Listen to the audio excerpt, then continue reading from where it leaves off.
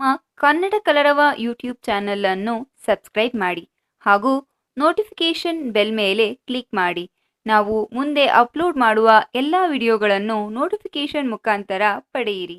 ನಮಸ್ಕಾರ ವೀಕ್ಷಕರೇ, ಪ್ರತಿಯೊಬ್ಬರಿಗೂ ಚಳಿ ಚಳಿ ಬೆಳಗ್ಗೆಯಲ್ಲಿ ಬಿಸಿ ಬಿಸಿ ಕಾಫಿ ಕುಡಿಯೋದ ಅಭ್ಯಾಸ ಅಂತೂ ಇದ್ದೇ ಇರುತ್ತೆ.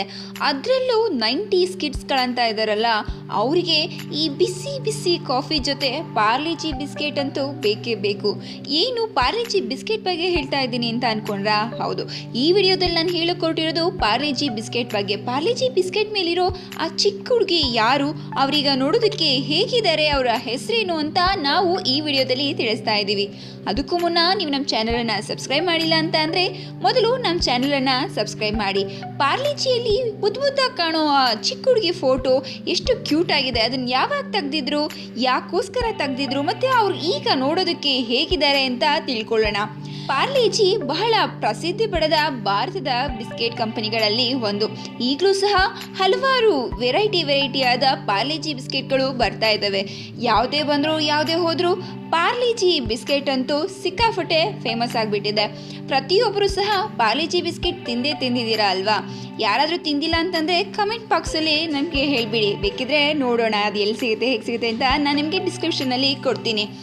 ಪಾರ್ಲೆಜಿ ಬಿಸ್ಕೆಟು ಇಂಡಿಯಾಗೆ ಬಂದಿದ್ದು 1929ನಲ್ಲಿ. ಹೌದು, ಪಾರ್ಲೆಜಿ ಎಸ್ಟಾಬ್ಲಿಷ್ಡ್ ಆಗಿದ್ದು 1929ನಲ್ಲಿ. ಈಗ ಪಾರ್ಲೆಜಿ ಬಿಸ್ಕೆಟ್ಗೆಲ್ಲ ಪ್ರತಿಯೊಂದು ಬಿಸ್ಕೆಟ್ಗೂ ರ್ಯಾಪರ್ ಹೀಗಿರಬೇಕು ಅಂತ ಡಿಸೈನ್ ಮಾಡಬೇಕು ಅಂತ ಬಹಳಷ್ಟು ಆಸೆ ಇರುತ್ತೆ. ಅದೇ ರೀತಿ ಅವರು ಯೋಚನೆ ಮಾಡಬೇಕಾದ್ರೆ ಅವರು ಅಡ್ವರ್ಟೈಸ್ಮೆಂಟ್ ಕೊಡ್ತಾರೆ.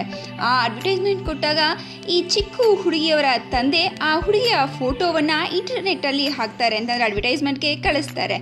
ಆಗ ಈ ಫೋಟೋ ಸೆಲೆಕ್ಟ್ ಆಗಿ ಅದನ್ನು ಪಾರ್ಲೆಜಿ ಬಿಸ್ಕೆಟ್ ಮೇಲಿನ ರ್ಯಾಪರ್ ಮೇಲೆ ಪ್ರಿಂಟ್ ಮಾಡಲಾಗುತ್ತೆ.